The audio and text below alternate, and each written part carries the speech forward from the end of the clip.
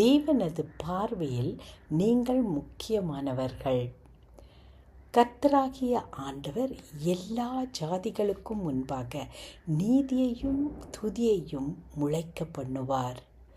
ஏசாயா 61:11.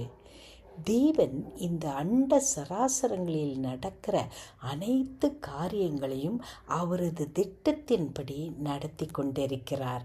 நம்முடைய வாழ்க்கை அண்ட சராசரங்களில் ஒரு புள்ளியாக அமையலாம்.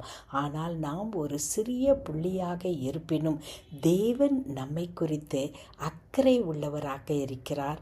அவர் பார்வையில் நாம் அருமையானவர்களாக இருக்கிறோம். நம்முடைய வேலை, தேவனே, என்னை உருவாக்கி நீர் மகிழ்வதற்காக உமக்கு நன்றி என்று சொல்லிக்கொண்டே இருக்க வேண்டும். அன்பின் பரமதகப்பனே, உம்முடைய பார்வையில் நாங்கள் மிக முக்கியமானவர்களாக, அருமையானவர்களாக கருதப்படுவதற்காய் நன்றி. இயேசு கிறிஸ்துவின் மூலமே ஆமேன்.